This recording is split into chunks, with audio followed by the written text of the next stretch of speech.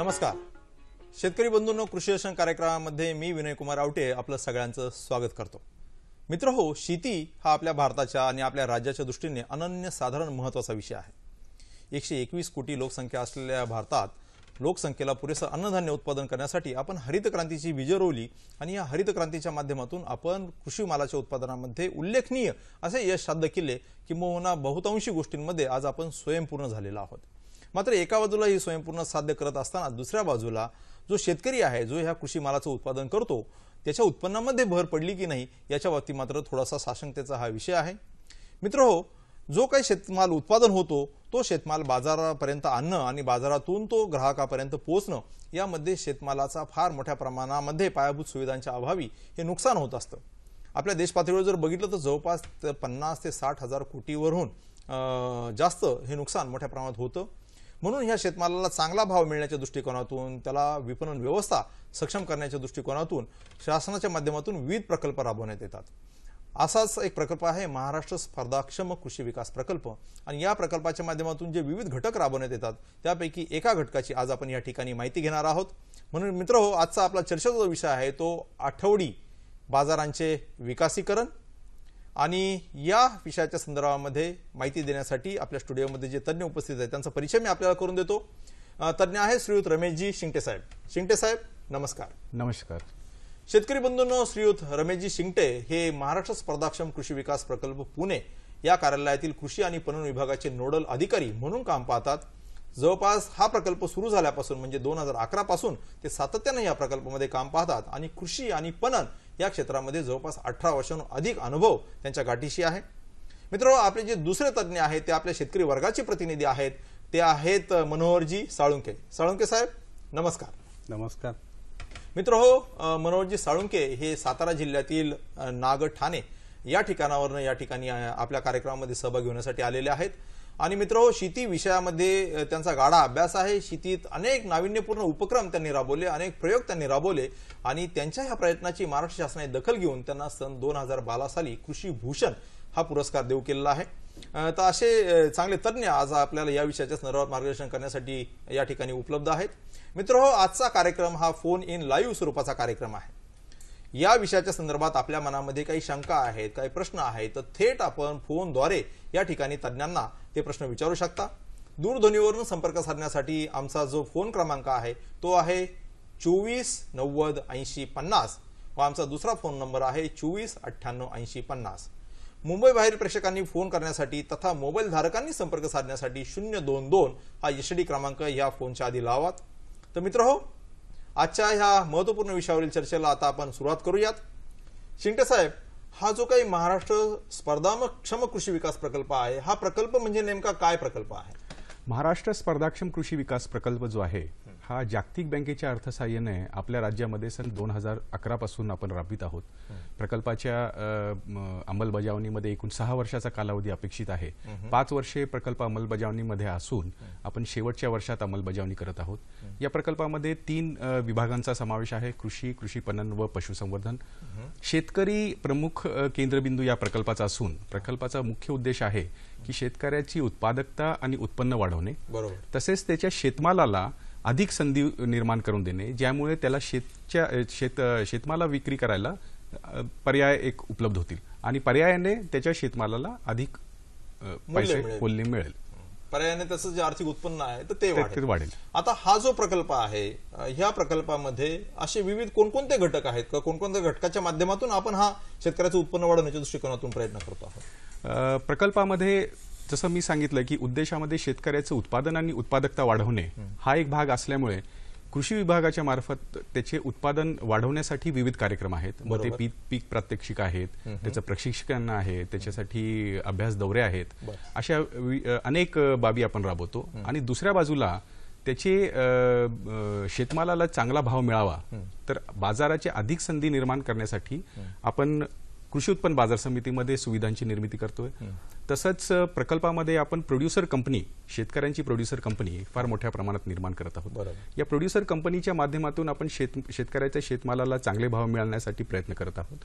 तसंच वखार पावती योजनेच्या माध्यमातून त्याची अंमलबजावणी आपण करत आहोत आणि एक घटक यातला असाही आहे की ग्रामपातळीवरती जे आठवडी बाजार आहेत हा. त्या आठवडी बाजारामध्ये आपण सुविधा निर्माण कराव्यात आणि त्यामुळे त्या गाव पातळीवरतीच शेतकऱ्याला त्याच्या शेतमालाला अधिक चांगला मूल्य मिळू शकेल. हा, म्हणजे केवळ बाजार समित्या, मोठे बाजार याचं सक्षमीकरण न करता जे गाव पातळीवर आठवडी बाजार हे फार मोठ्या प्रमाणामध्ये होतात. आपल्या राज्याचा जर विचार जर केला तर सर्वसाधारणपणे अशा आठवडी बाजारांची संख्या किती आहे, काय सांगू शकता?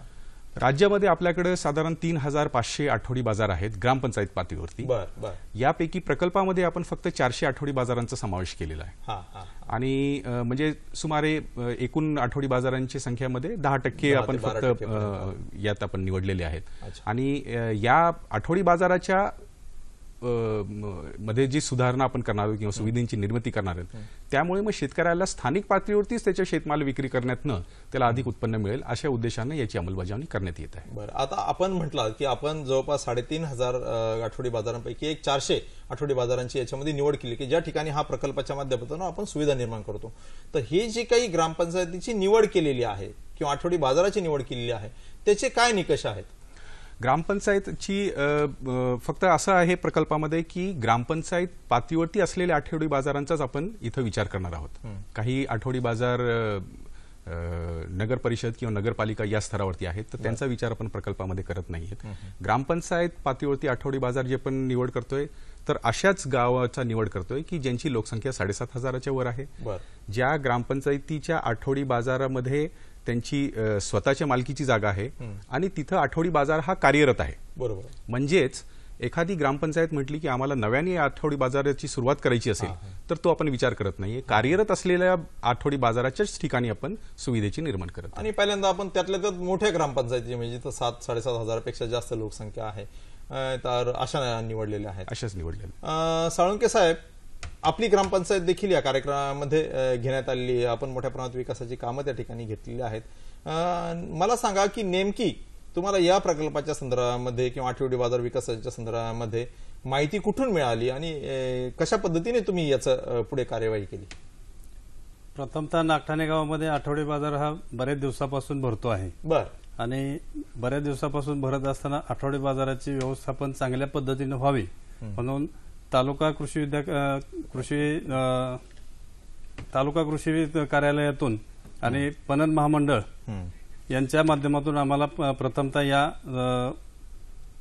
MSCPच्या प्रकल्पाची माहिती मिळाली आणि हा प्रकल्प नागठाणे गावात राबवण्यासाठी आम्ही ग्रामपंचायत पातळीवर सर्व शेतकऱ्यांनी मिळून एकत्रित स्वरूपात अशी एक बैठक घेतली आणि या बैठकीच्या स्वरूपात आम्ही हा प्रकल्प नागठाणे गावामध्ये राबवण्याचे निश्चित केलं. साळुंके साहेब, आपण याच्यावर अधिक चर्चा करणारच आहोत. आपल्या सातारा जिल्ह्यातनंच एक शेतकरी आपल्याला काही प्रश्न विचारू इच्छितो. विजय जगताप हे फोनवर काही प्रश्न विचारू इच्छितात. विजयजी, आपला प्रश्न विचारा.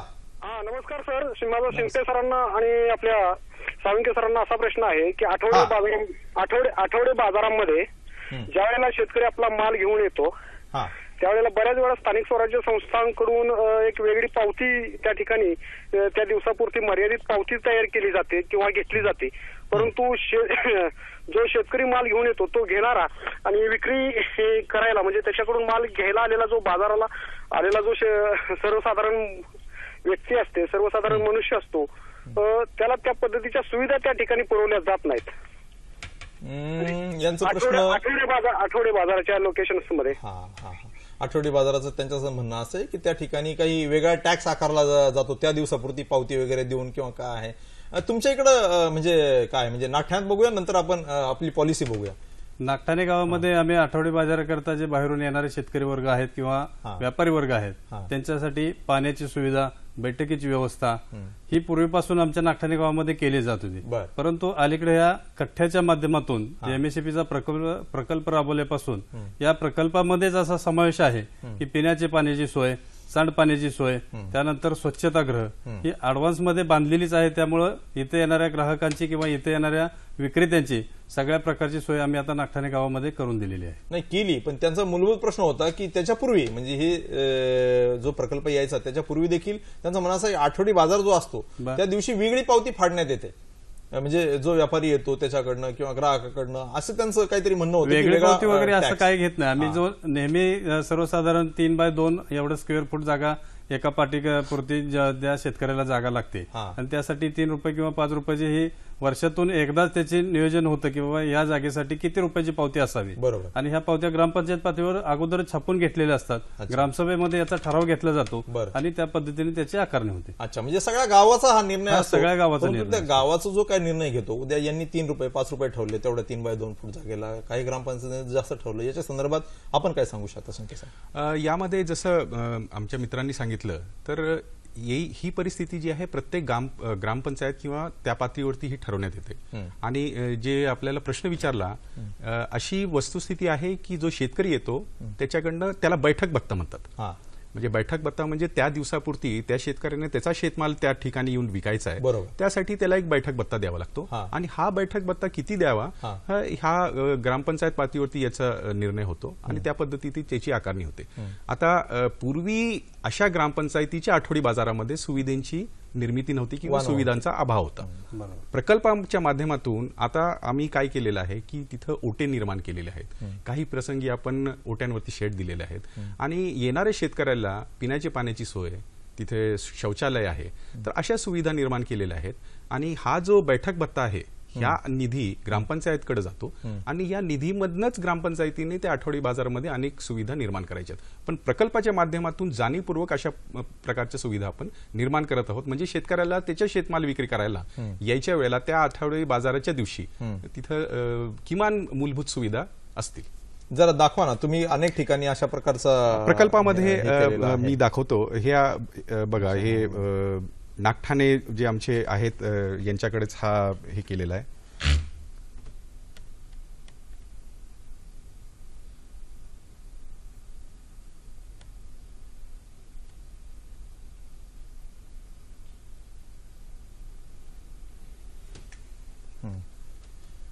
हे आपण बघितलं, इथे ओट्यांची निर्मिती केलेली आहे. मध्ये ओट्यांच्या मध्ये जी पायवाट आहे ती सुद्धा पेवर ब्लॉकनी केलेली आहे.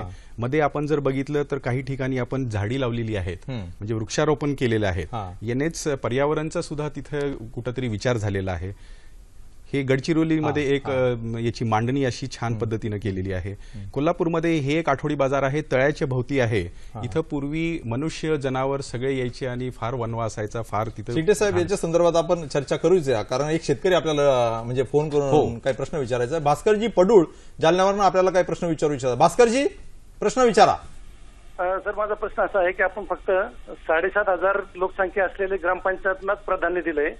ज्यांचे 2,000 किंवा 3,000 लोकसंख्या असलेल्या ग्रामपंचायतनी काय करायचंय? त्यांच्यासाठी आपण काही करू शकणार नाही का?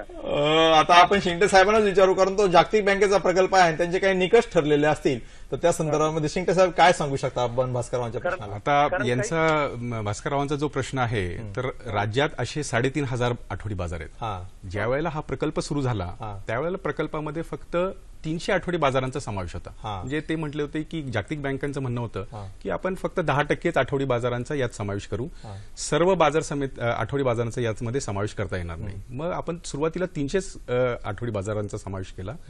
त्यांच्यामध्ये फार चांगल्या पद्धतीची सुविधांची निर्मिती पाहता, आणखीन खूप ग्रामपंचायतींचा याच्यासाठी पाठपुरावा पाहता आम्ही अधिक 400 वाढवून घेतले जागतिक बँकेकडून आणि आता 400 आठवडी बाजारामध्ये हा प्रकल्प राबवित आहोत.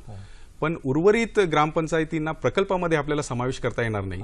पण एक प्रयत्न कदाचित असा चालू आहे शासन पातळीवरती की याची यशोगाथा किंवा याचं यशस्वीरित्या जी अंमलबजावणी झाली हे पाहता शासन पातळीवरती उर्वरित आठवडी बाजारांसाठी ग्रामपंचायत पातळीवरची यांच्यासाठी काही वेगळी योजना होऊ शकते काय, या पद्धतीने शासन पातळीवरती विचार होऊ शकतो.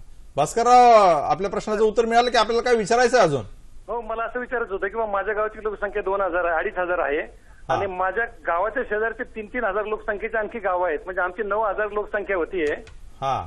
पण फक्त तुम्ही 7,500 एकाच गावाची लोकसंख्या असलेल्याचा विचार करताय. मग या 9,500 लोकसंख्येच्या गावाचं काय शेजारी 2 किलोमीटर अंतरावरच्या ग्रुप ग्रामपंचायत सारखं तुम्ही म्हणताय त्या ठिकाणी.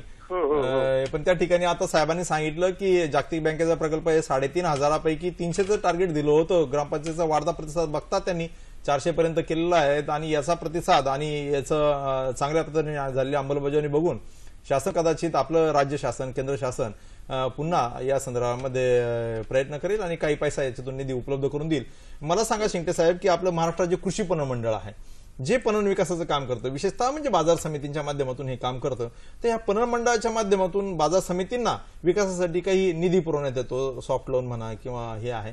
तर अशा प्रकारे जे काही आठवडी बाजार आहे त्याच्या संदर्भात साधारणतः काही निधी पुरवण्याच्या संदर्भामध्ये विचार तरी चालू आहे किंवा काय आहे, काही सांगू शकता का? म्हणजे आता मी त्या बाबतीत अथॉरिटेटिव्हली सांगणं योग्य होणार नाही, कारण मी पणन मंडळाचा अधिकृत भाग नाहीये. पण पणन मंडळाची जी निर्मिती आहे किंवा त्यांचं जे कामकाज आहे हे बाजार समित्याकडून जे येणारं कॉन्ट्रीब्युशन आहे त्यातनं एक फंड किंवा एक निधी निर्माण होतो आणि त्या निधीमधून पणन मंडळ त्यांचं कामकाज करते. त्याच्यामुळे त्यांचा प्रामुख्यानं जे कामकाजाची पद्धत आहे ती कृषी उत्पन्न बाजार समिती संबंधित आहे. तर याच्या पलीकडे सुद्धा कृषी पणन या क्षेत्रात कृषी पणन मंडळ अनेक कामं करत असतात.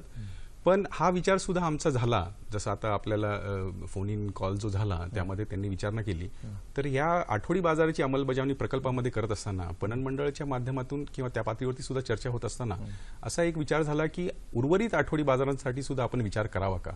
पण पणन मंडळाकडे तेवढी आर्थिक क्षमता नाहीये की उर्वरित सर्व आठवडी बाजारांना, आता यांची 2-2.5 हजाराची लोकसंख्या असलेली गाव आहे, किंबहुना परिसरातल्या ग्रुप ग्रामपंचायतीची 9,000 जरी झाली तर असे 3,500 आहेत. त्याच्यामुळे एवढ्या मंडळाची आर्थिक क्षमता कमी आहे, परंतु राज्य शासन, केंद्र शासन याच्या संदर्भात सकारात्मक विचार करू शकतं. आठवडी बाजारामध्ये आपण कोणकोणत्या सुविधांची निर्मिती ह्या प्रकल्पाच्या माध्यमातून करतो. आपल्याकडे काही व्हिज्युअल्स आहेत, मला वाटतं व्हिज्युअलच्या माध्यमातून आपण प्रेक्षकांना दाखवूया की कोणकोणत्या प्रकारचे सुविधा आपण निर्माण करतो. आठवडी बाजाराच्या पातळीवरती आपण ज्या सुविधा निर्माण केल्या, आता हा एक स्नॅपशॉट बघितला तर पूर्ण एरिया जो आहे हा कॉन्क्रिटाईज करून घेतलेला आहे. जरी सुविधा नसेल ओट्यान किंवा काही, तरी पूर्ण कॉन्क्रीट झाल्यामुळे इथं मातीचा लवलेश नाहीये.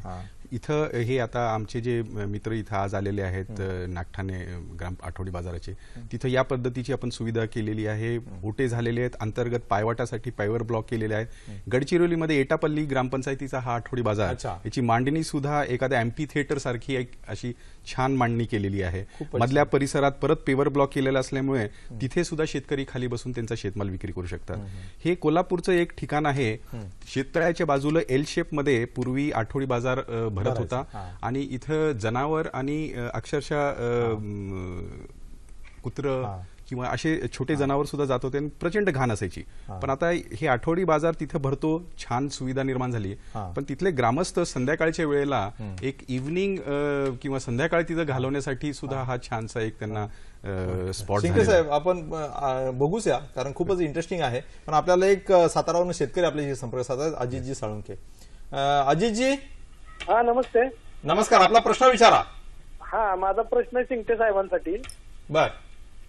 शिंगटे साहेब, आपण आमच्या नागठाणे गावामध्ये उत्कृष्ट अशा प्रकारचं पणन विकास महामंडळातर्फे बाजार कट्ट्याचं नियोजन केलं. खूप ही चांगली आम्हा सर्व नागठाणकरांना अभिमानास्पद बाब आहे.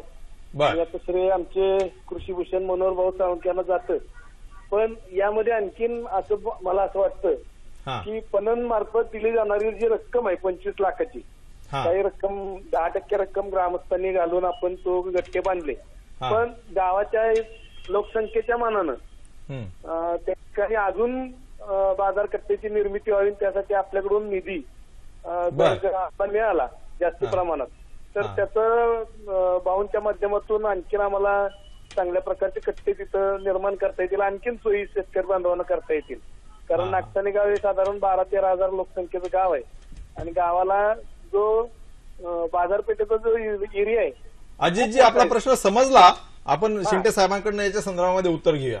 शिंदे साहेब काय म्हणाल? त्यांची अजून अपेक्षा आहे. आपण जे 25 लाख जे दिले त्यात ग्रामस्थांचा काय सहभाग 2.5 लाखाचा अजून त्यांना हवंय की गाव मोठं आहे, अजून त्या ठिकाणी गरज आहे. पर्सनली मला हे काय नवीन वाटलं नाही, कारण आम्ही 400 ग्रामपंचायतीवरती ज्यावेळेला याची अंमलबजावणी करतोय 80-90 ठिकाणी आम्हाला सगळीकडे हाच प्रतिसाद मिळतोय आणि सगळ्यांचं म्हणणं आहे की आम्हाला अधिक तरतूद द्या, अधिक ओटे बांधायचे.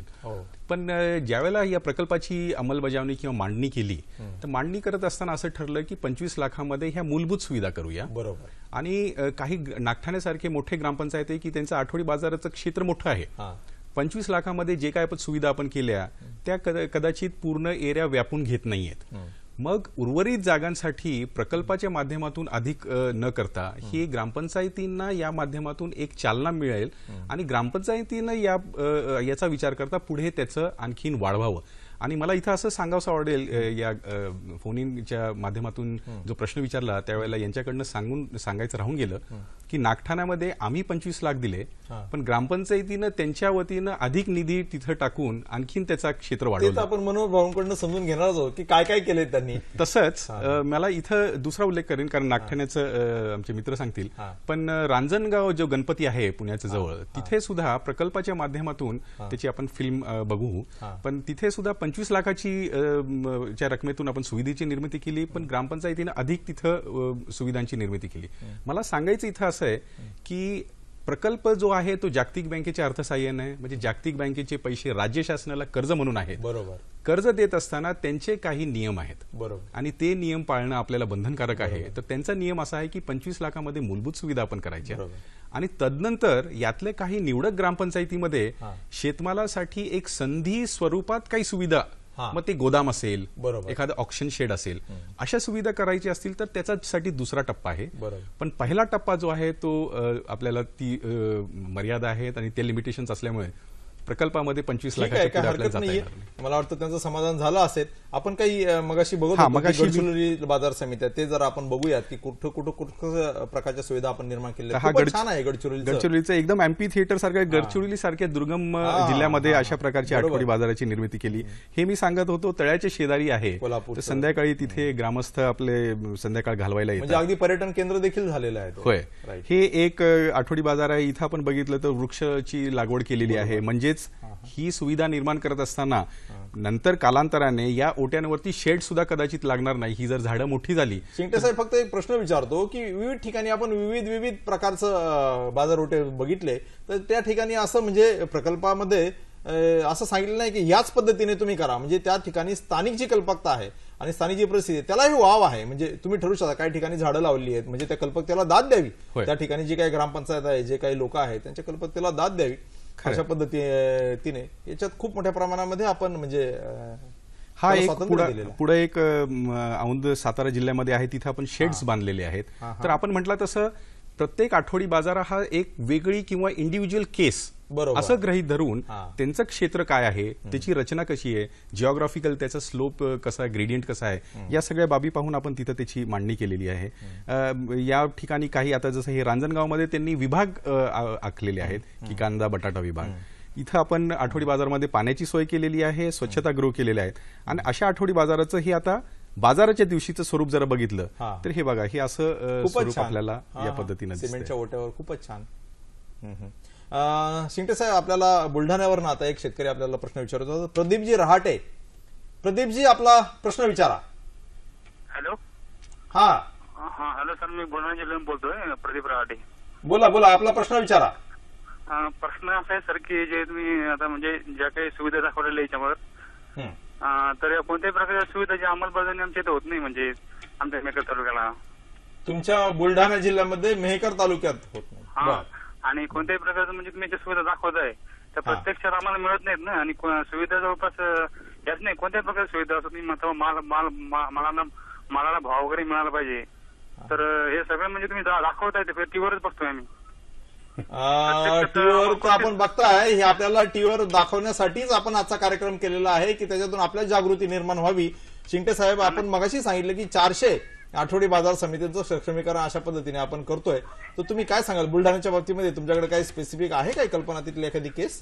बुलढाण्याची आता माझ्याकडे आज आणलेले ह्याच्यात बुलढाण्याचं नाहीयेत, पण आपण साधारणतः काय केलेत की 15 ग्रामपंचायतींचे आठवडी बाजार साधारणतः प्रत्येक जिल्ह्यामध्ये केले. बुलढाण्यामध्ये सुद्धा काही केले सुद्धा असतील, काही आहेत.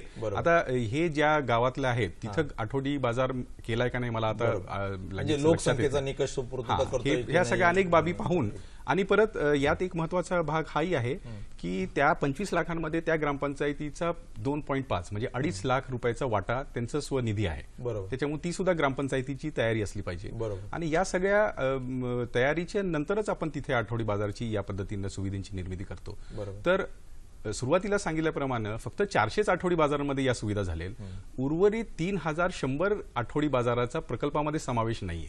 त्याच्यामुळे तिथपर्यंत आपण पोहोचलेलो नाही आणि पोहोचू शकणार नाही, कारण या प्रकल्पामध्ये टार्गेटचा किंवा आपल्याला याचे यश बघता पुढे शासन त्याचा विचार करू शकेल. आपण पुढचे काही राहिले होते सुविधांच्या संदर्भामध्ये? तर हे आपण बघत होतो की आठवडी बाजाराची निर्मिती झाल्यानंतर हे अशा प्रकारची तिथं हे दिसते. हे बघितलं आपण. आणि स्वच्छतागृह आहे, पिण्याच्या पाण्याची सोय आहे आणि अशा प्रकारचे विभाग आपण तिथे केलेले. आणि मग या निर्मितीनंतर हे अशी बाजाराची एक तिथं परिस्थिती दिसून येते. खूपच छान. मला वाटतं की अशा प्रकारचे बाजार, प्रत्येक आठवडी बाजार अशा प्रकारचा चांगल्या रीतीने जर झाला तर खरोखरच शेतकऱ्याच्या मालाला चांगला भाव मिळून त्याचं उत्पन्न देखील वाढण्यास मदत होणार आहे.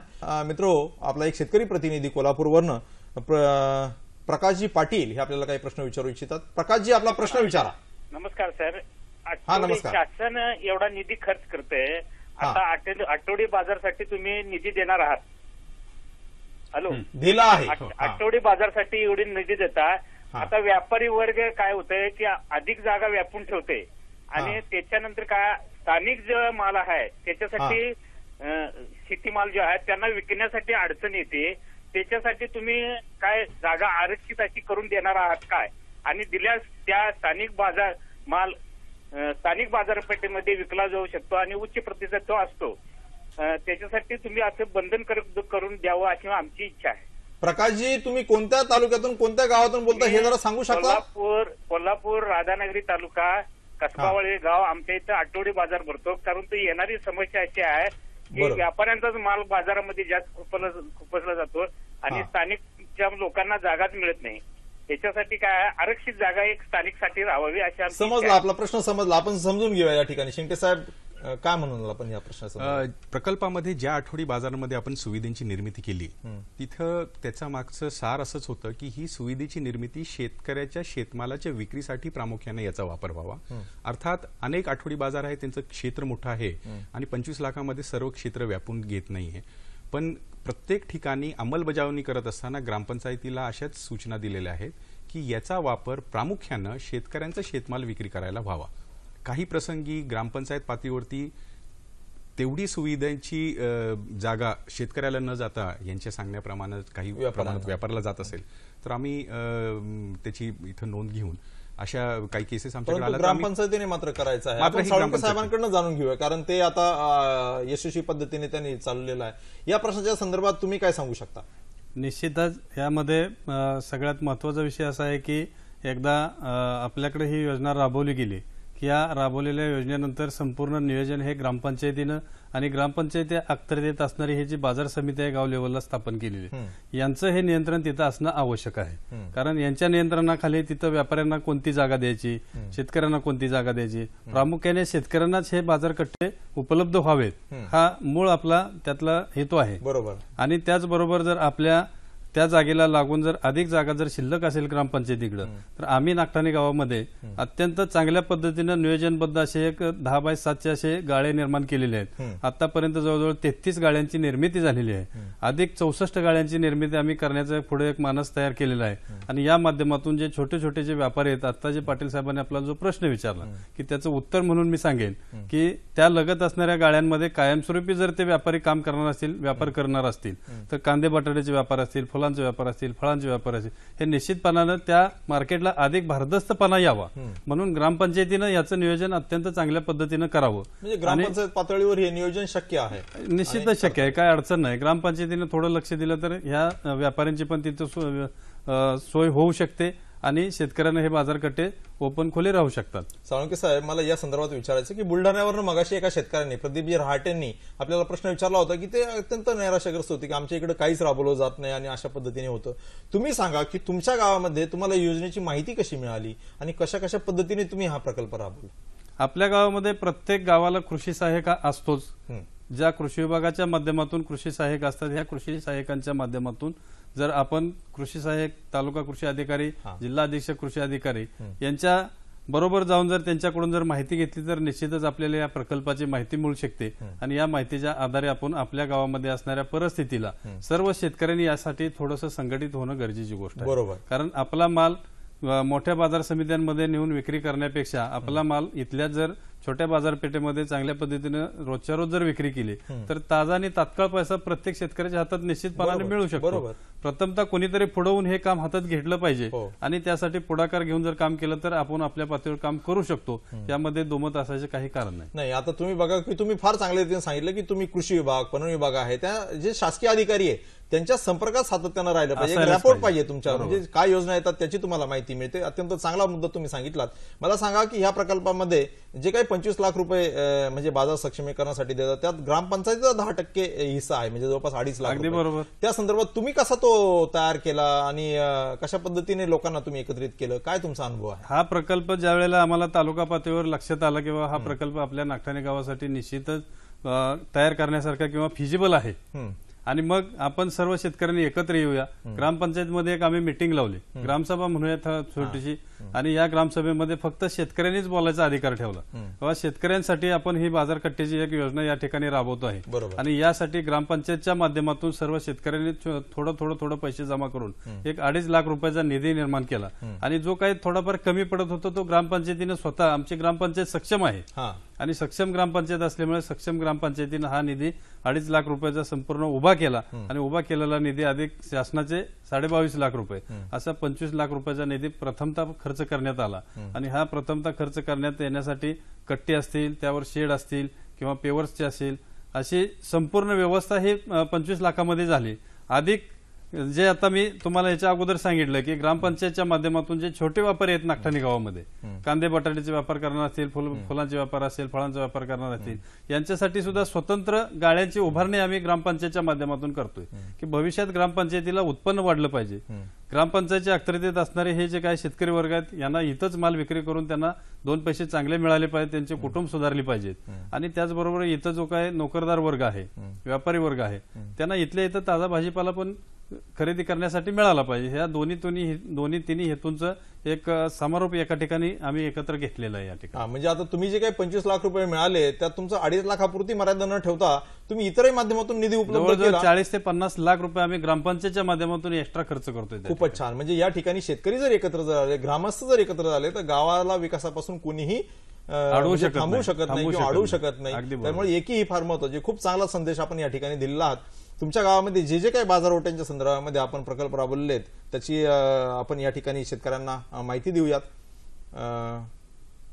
कोणकोणते प्रकल्प आपण राबवलेले आहेत तुमच्या म्हणजे बाजार सक्षमीकरणाच्या संदर्भामध्ये? या ठिकाणी प्रथमतः एमएससीपीच्या माध्यमातून आपण बाजारकट्ट्याची उभारणी केली आहे. त्यानंतर बाजारकट्ट्याच्या दोन्ही बाजूला पेवरची उभारणी केली की त्या ठिकाणी चिखल होऊ नये पाऊस आल्यानंतर किंवा पावसाळ्याच्या. त्यानंतर पावसाचं पाणी दोन्ही बाजूने ड्रेनेजच्या माध्यमातून गटर उभारणी, गटारची बांधणी आणि ते पाणी वाहून बाजूला गेलं पाहिजे. म्हणजे पावसाळ्यात जरी अस्वच्छता झाली तरी त्या ठिकाणी अजिबात पाणी साठून खराब होणं किंवा तिथं भाजी विक्रीसारखी परिस्थिती चांगलीच राहिली पाहिजे भाजी विक्री करण्यासाठी अशी. त्यानंतर पाण्याची सुविधा असेल, स्वच्छतेचा प्रश्न असेल, या सगळ्या सुविधा आपण त्या ठिकाणी चांगल्या पद्धतीने उभारलेल्या आहेत. त्याच्यामुळे त्याचा फायदा चांगला झालेला आहे. आता या सगळ्या सुविधांमुळे तुमच्या ग्रामपंचायतीच्या उत्पन्नामध्ये काही वाढ झाली आहे का? हो. आमच्या आठवडी बाजारच्या माध्यमातून निश्चितच साहेब जवळपास 12 ते 14 लाख रुपयाचं वार्षिक उत्पन्न तर आहेच आमचं. आणि ह्या आठवडी बाजारच्या या माध्यमातून तिथं आता आठवडी बाजार न म्हणता आमचा दररोजच बाजार या ठिकाणी भरला जातो आणि त्यामुळे ग्रामपंचायतचं उत्पादन हे रोजच्या रोज चालू झालं. त्यामुळे जवळपास 5 ते 6 लाख रुपये हे वार्षिक उत्पन्नात आमच्या ग्रामपंचायतला निश्चित भर पडणार आहे. साळुंखे साहेब, आपण तुमच्या गावामध्ये म्हणजे नागठाणे गावामध्ये जो काही हा प्रकल्प राबवला त्या संदर्भात माहिती घेत होतो की या प्रकल्प राबवल्यामुळे जे तुमच्या याच्यात आठवडी बाजार जो रस्त्याच्या कडेला भरायचा तर तो आता तुम्ही व्यवस्थितरित्या बाजारपेठांची आखणी करून त्या ठिकाणी हे केल्यामुळे तुमचं ग्रामपंचायतीचं उत्पन्न वाढलेलं आहे. तुमची जी उलाढाल जी आहे याच्यामध्ये म्हणजे याचा नक्की लाभ जो आहे तो कशा पद्धतीने झाला तुमच्या गावामध्ये? आठवड्या बाजारच्या माध्यमातून जवळपास आम्हाला 11 ते 12 लाख रुपये वार्षिक उत्पन्न हे कायमस्वरूपी मिळतच होतं, आजही मिळते. परंतु हे बाजारकट्टे उभे केल्यामुळं जो रस्त्याच्या कडेला जो बाजार भरला जायचा किंवा मंडई भरली जायची ते आता आम्ही बाजार कट्ट्यावर घेतोय. त्यामुळे तिथलं जे उत्पादन आहे हे उत्पादन अधिक वाढलेलं आहे. त्यांना आम्ही सुविधा ज्या व्यापाऱ्यांना असतील, शेतकऱ्यांना असतील, ज्या सुविधा करून दिलेल्या आहेत या सुविधांच्या माध्यमातून निश्चितपणानं ह्या सगळ्यांचं समाधान त्या ठिकाणी होतंय. कारण स्वच्छता, टापटीप, अन्नधान्य जे खाण्यासाठी जी भाजी वापरली जाते ही स्वच्छ असावी, त्यावर धूळ वगैरे काय नसली तर त्याचा उपयोग चांगल्या पद्धतीने गृहिणी करू शकते आणि उत्पादन शेतकऱ्यांचं उत्पादन हे चांगल्या किमतीनं विकलं जातं त्या ठिकाणी. आपल्याला संदीप बेर्डेकर रत्नागिरीवरून आपल्याला काही प्रश्न विचारू इच्छितो. संदीपजी, आपला प्रश्न विचारा. हॅलो, हो, ते आमच्या इथे बाजार भरतोय गोवागरमध्ये, इथेच चुंगरटईला. हा हा. इथे स्थानिक शेतकरी, आम्ही इथून जरी माल घेऊन गेलो तर तिथे घेत नाही लोक, कारण का शेवटी तिकडून मोठ्या प्रमाणात भाजीपाला येतो. मी इथं आम्ही किरकोळ करतो ना भाजीपाला. अच्छा. त्यामुळे त्या मालाला भाव येत नाही इकडच्या. तिकडच्या भावाला चांगला मी स्वस्त असतो जरा, आणि इकडचा शेतकरी कसा कोकणातला करून पण शेवटी त्याला पण पुरवलं पाहिजे ना, गाडी खर्च वगैरे. 20 किलोमीटर वरती माल न्यायचा विकायचा. त्यामुळे त्यासाठी तिकडून येणाऱ्या लोकांची माल घेतात लोक, आणि इथली स्थानिक लोकांचा म्हणजे करता शेतकरी त्यांना काहीच किंमत मिळत नाही. कसं आहे की आपला प्रश्न अत्यंत योग्य जरी असला तरी आपण आता स्थानिकरित्या आपलं उत्पादन वाढवण्याच्या संदर्भामध्ये प्रयत्न करायला हवा, जेणेकरून जो बाहेरनं देश म्हणजे माल येतो, ज्याला आपण घाटावरनं माल आपण म्हणतो, तो माल तो म्हणजे ट्रान्सपोर्ट करून देखील कमी किमतीत आणि दर्जेदार मिळतो. तर आपल्याला त्या ठिकाणी कृषी विभागाशी आपण संपर्क साधा आणि चांगलं दर्जेदार उत्पादन घ्या. मला या निमित्ताने एक आठवलं की कोकणामध्ये शिंगटे साहेब गावं खूप छोटी आहेत, त्याच्यामुळे आठवडी बाजार देखील छोटे आहेत. तर त्या ठिकाणी हा जो तुमचा निकष आहे 7,500 लोकसंख्या, हा तर त्या ठिकाणी अशक्यप्राय आहे. तर त्या ठिकाणी काही वेगळा निकष लावलाय का कोकणामध्ये? राज्यामध्ये काही जिल्हे जसं आपण आता म्हटलं की कोकण आहे किंवा चंद्रपूर, गडचिरोली अशासारखे जिल्हे आहेत की तिथं फार मोठी गावं नाही आहेत. तर तिथं जागतिक बँकेला आम्ही विनंती केली आणि त्यांनी हा जो निकष आहे लोकसंख्येचा तो शिथिल केला आणि या जिल्ह्यांमध्ये लोकसंख्येचा निकष 7,500 3,500 वरती आणण्यात, जेणेकरून या जिल्ह्यांमध्ये या भागामध्ये छोटे जर गाव असतील आणि तिथं आठवडी बाजार असेल तर त्यांचा विचार आपण प्रकल्पामध्ये करू शकू. बरोबर. कोकणासाठी आपण हे नियम थोडेसे शिथिल केले, खूप चांगली गोष्ट आहे. मग अशी आपण चर्चा करताना सांगत होता की रांजणगाव जे अष्टविनायकातलं एक प्रमुख गाव आहे, तर त्या ठिकाणी अशा प्रकारे ग्रामपंचायतीने खूप चांगल्या रीतीने हा प्रकल्प राबवला. त्याची यशोगाथेची फिल्म आपली आहे. मला वाटतं आपण या निमित्ताने या ठिकाणी आपल्या प्रेक्षकांना ती आपण दाखवूयात. रांजणगाव पुणे जिल्ह्यातील अष्टविनायकाचं गाव आहे, तर त्या ठिकाणी ग्रामपंचायतीने हा आठवडी बाजार सक्षमीकरण प्रकल्प राबवलाय. तर आपण बघूयात.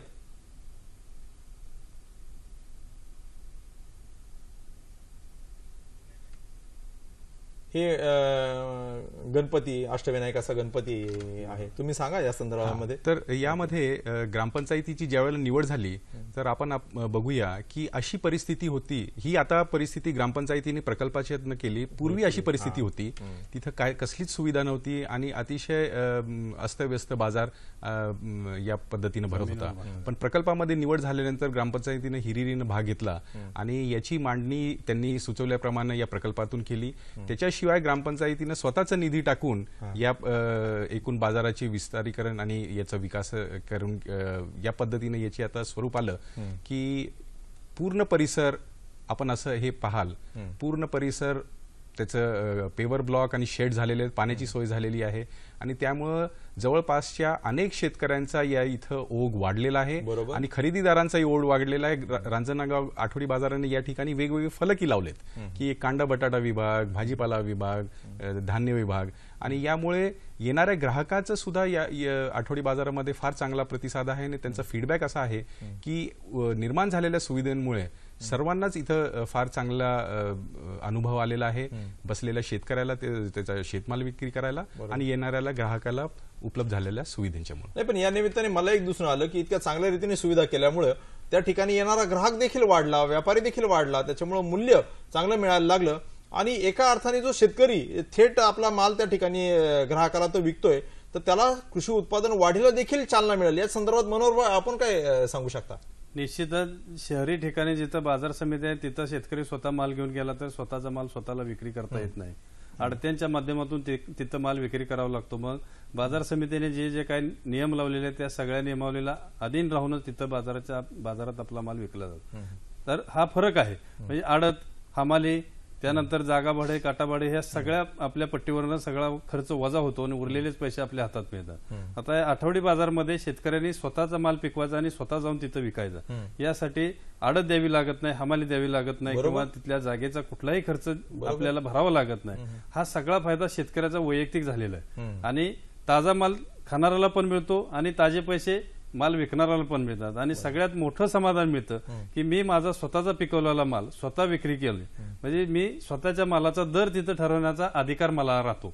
हा सगळ्यात आनंदी विषय शेतकऱ्यांच्यासाठी मनोहर भाऊ, मला या निमित्ताने एक गोष्ट फार प्रकर्षानं जाणवते की हे आठवडी बाजार जे आहे हे पंचकृषीतून त्या ठिकाणी शेतकरी आपापला माल घेऊन येतात, म्हणजे त्यांचा शेतकऱ्यांमधला आपापसातला म्हणजे जो संवाद आहे तो देखील वाढतो. एक प्रकारची ती पीक स्पर्धा होते की कुणाचा माल चांगला आहे आणि त्यातून उत्पादन वाढीला खूप चांगल्या महत्वाचा विषय तुम्ही या ठिकाणी घेतला. या ठिकाणी एकाच जातीचे अनेक शेतकरी, म्हणजे एकच जात पिकवणारे भाजीपाल्यातली पण अनेक शेतकरी तिथे येतात आणि मग तिथं प्रतवारीचा हा नेमका निकष आपण चर्चा करूच. आपल्याला सांगलीवरनं एक शेतकरी आपल्याला फोन विचारूया, काही प्रश्न विचारूया. राहुलजी कदम, राहुल आपला प्रश्न विचारा. राहुल. हा साहेब, माझा प्रश्न असा आहे. हा शिंगडे साहेब, सावंत साहेब, नमस्कार. नमस्कार. नमस्कार, विचारा, प्रश्न विचारा. सर, आमची लोकसंख्या 3,500 आहे. हा हा. दर शुक्रवारी आठवड्याचा बाजार भरतो संध्या 7 ते 10 वाजेपर्यंत. बर. तर साहेब, तुम्ही आता ते बाजार विस्तारीकरणासाठी जो प्रस्ताव आहे तो कोणाला पाठवायचा? बाजार विस्तारीकरणाचा प्रस्ताव मला वाटतं की आपली काहीतरी, म्हणजे सुरुवातीपासून आपण जर कार्यक्रम जर बघत असाल तर शिंगटे साहेबांनी मगाशीच सांगितलं की जे काही याच्या संदर्भामध्ये हा वर्ल्ड बँकेचा प्रोजेक्ट आहे, जागतिक बँकेचा प्रकल्प आहे आणि 7,500हून अधिक लोकसंख्या असलेली गावं प्राधान्यानं आणि त्यात जवळपास 3,500 आठवडी बाजारातले 400 आठवडी बाजारांची निवड याच्यासाठी केली आहे. मला वाटतं या माध्यमातून आपल्याला हे तरी दिसतंय की आपल्या शेजारचं जे सातारा जिल्हा आहे त्यात एका ग्रामपंचायतीने किती चांगल्या पद्धतीने आठवडी बाजार केलेला आहे, त्याच्यातून कशा पद्धतीने उद्योग वाढीला आणि उत्पादन वाढीला चालना मिळालेली आहे. तुमचा प्रश्न जो आहे तो या कार्यक्रमाशी संबंधित नसला तरी तुम्ही त्या ठिकाणी आपले जे काही बाजार समिती आहे, त्याचबरोबर कृषी विभागाचे अधिकारी आहेत, त्यांची निश्चित संपर्क साधा, ते आपल्याला या संदर्भात काहीतरी मार्गदर्शन करू शकतील.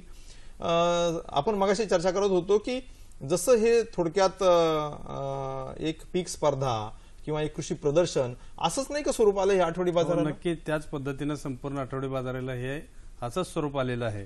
कारण तिथं कांदा बटाटा विक्रेते करणारे काही शेतकरी मंडळी आहेत, काही व्यापारी मंडळी आहेत, त्यानंतर भाजीपाला विक्रेते करणारे आहेत आणि सगळ्यात महत्वाचं मध्ये सर्व शेतकऱ्यांना सुसंवाद साधता येतोय की आपण आपल्या शेतीमध्ये साधी भाजी पिकवायची झाली, टोमॅटो पिकवायचे झाले किंवा अजून कुठल्याही फळभाज्या पिकवायच्या जरी झाल्या तरी त्यासाठी लागणारे आता अत्याधुनिक जे तंत्रज्ञान आहे हे तंत्रज्ञान शेतीला शेतकऱ्याच्या बांधावर मिळालं पाहिजे, ही एक बाब महत्वाची आहे. परंतु साध्या पद्धतीने काही शेतकरी अजून शेती करतात, त्यांना निश्चितपणानं एक वेगळी दिशा मिळणं गरजेचं आहे आणि प्रत्येक गावामध्ये असे 4-10 शेतकरी निश्चित आहेत की ते हायटेक पद्धतीने शेती करतात आणि हायटेक शेतीचं नॉलेज जर प्रत्येक शेतकऱ्याला या बाजार समितीच्या किंवा या आठवडी बाजारच्या माध्यमातून जर मिळालं तर उत्पादनात अधिक निश्चितच फरक पडेल, यामध्ये कुठेही शंका बाळगायची. बरोबर. म्हणजे ज्यावेळेस शेतकरी स्वतःचं उत्पादन घेऊन येतो त्यावेळेस तो बघतो की माझं उत्पादनाला 4 रुपये भाव मिळतो, शेजारच्या उत्पादनाला 10, तेच उत्पादनाला 10 रुपये मिळतो. कारण त्याच्या प्रतिमध्ये जो फरक आहे, त्याची मांडणी आहे, शिवाय त्याचं संभाषण कौशल्य आहे, यात देखील खूप आमूलाग्र अशी वाढ होते. शिंगटे साहेब, आपण काय सांगाल? म्हणजे व्हॅल्यू ॲडेड प्रॉडक्ट म्हणूया आपण या प्रकल्पाचं. खरंय. म्हणजे सुविधेची निर्मिती झाली त्याच्यामुळं शेतकऱ्यांचं प्रतिसाद किंवा इंटरेस्ट वाढला आणि मग त्यांचा शेतमाल विक्री करायला ह्या निमित्तानं स्पर्धा झाली, जी एक प्रकारे शेतकऱ्याला सुद्धा एक चालना देईल आणि त्याचं सुद्धा उत्पादन वाढीला आणि चांगल्या प्रतीचा माल निर्माण करायला एक साधन निर्माण झालं. बरोबर. आता हे जे काही आपण आठवडी बाजाराच्या सुविधा निर्माण केलेल्या आहेत त्याच्यातून ग्रामपंचायतींना म्हणजे कशा पद्धतीने फायदा झालेला आहे किंवा शेतकऱ्याला कशा पद्धतीने फायदा होतोय याचा? यामध्ये आपण रांजणगावची क्लिप पाहिली किंवा काही आपण फोटोग्राफ्स पाहिले तर याच्यातनं सुविधेची चांगली निर्मिती झाली, हा एक भाग झाला. आणि सुविधेची चांगली निर्मिती झाल्यामुळे शेतकऱ्याला शेतमाल विक्री करायला चांगली व्यवस्था झाली, ग्राहकाला तो शेतमाल चांगल्या स्वरूपात घ्यायला मुभा झाली आणि ग्रामपंचायतीला बैठक भत्त्याच्या स्वरूपातनं जे उत्पन्न मिळतंय, आम्ही माहिती घेतली प्रकल्पाच्या पूर्वी, म्हणजे प्रकल्पामध्ये जे आठवडी बाजारामध्ये सुविधांची निर्मिती केली अशा ग्रामपंचायतीमध्ये प्रकल्पाच्या सुविधांची निर्मितीपूर्वी जे उत्पन्न मिळत होतं ग्रामपंचायतीला ते साधारणतः 8 ते 10% होतं. दरवर्षी वाढ ज्यामध्ये होती ती 8-10% होती. प्रकल्पाच्या सुविधेच्या निर्मितीनंतर या आठवडी बाजारामध्ये 20 ते 25% प्रतिवर्षी त्या उत्पन्नात वाढ झालेली आहे. तर ग्रामपंचायतीला वाढ झालेली आहे, शेतकऱ्याला विक्रीसाठी सोय झालेली आहे शेतमालाची, शिवाय सांडपाणी त्याची व्यवस्था झालेली आहे, स्वच्छतागृह झालेले, पिण्याची पाण्याची सोय झालेली आहे, मग या मूलभूत सुविधा झालेल्या आहेत. तसेच येणाऱ्या ग्राहकाला सुद्धा अंतर्गत पायवाट, म्हणजे बऱ्याच वेळेला आपण बघतोय आजही आता उर्वरित ग्रामपंचायतीमध्ये 2 ओटे जरी असले तरी मध्ये पायवाटेला काही पेवर ब्लॉक किंवा काही कॉन्क्रीट नसतंय, त्याच्यामुळे पाऊस पडला तर तिथं डबकं होतंय. मग येणाऱ्या ग्राहकाला डबक्यातनं जाऊन भाजीपाला खरेदी करावा लागतोय. या सुविधेच्या निर्मितीमुळे मध्ये पेवर ब्लॉक झालेले आहेत, तर या सगळ्या गोष्टीचं सुद्धा निर्मूलन झालेलं आहे. तर अशा सुद्धा अनेक सुविधा किंवा फायदे ग्राहकाला सुद्धा. बरोबर. आणि अशी जशी नागठाणे किंवा मगाशी आपण बघितलं अगदी गडचिरोली सारख्या आदिम आणि आदिवासी जिल्ह्यात देखील सुंदर सुविधा या निमित्ताने निर्माण झालेल्या आहेत. तर आजूबाजूच्या ग्रामपंचायत देखील आता आपल्याकडे खूप मोठ्या प्रमाणात मागणी वाढली असेल की आमची ग्रामपंचायत घ्या, आम्हाला अशा प्रकारच्या सुविधा तुम्ही द्या. कारण 90% आपण अनुदान, जवळपास 22.5 लाख अनुदान आपण या माध्यमातून देत आहे. खूपच चांगल्या पद्धतीने हा प्रकल्प आपण राबवलेला आहे. आता हा जो आठवडी बाजार आहे त्या ठिकाणावरनं काही शेतमाल जो आहे, समजा कोबी आहे, फ्लावर आहे, तर त्याचा काही माल जो आहे काही शिल्लक राहतो, काही सडतो, खराब होतो, तर त्याची विल्हेवाट लावण्याच्या संदर्भामध्ये काही प्रावधान आहे का? प्रकल्पामध्ये आम्ही तोही एक भाग घेतलेला आहे की येणारा शेतमाल आहे, भाजीपाला आहे, कोबी आहे, तर हा जो नाशवंत भाग आहे, तर याचं जर आपण कंपोस्टिंग केलं, याचं खत केलं तर त्याचा सुद्धा उपयोग होईल. आणि सध्याचं जर आपण ट्रेंड पाहिला तर ऑर्गॅनिक शेती याकडेही बराचसा कल होत चाललेला आहे.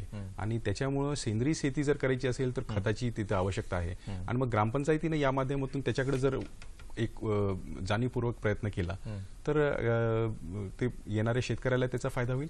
आणि प्रकल्पातून अशा प्रकारे जिथं आठवडी बाजार झालेले तिथं ग्रामपंचायती यासाठी प्रयत्न करत आहेत. अच्छा, म्हणजे खूप चांगल्या पद्धतीने त्याचं देखील व्यवस्थापन आपण नाडेप कंपोस्ट किंवा त्याच्या माध्यमातून देखील खत निर्मितीचे प्रकल्प नागठाण्यामध्ये या ठिकाणी राबवलेले आहेत.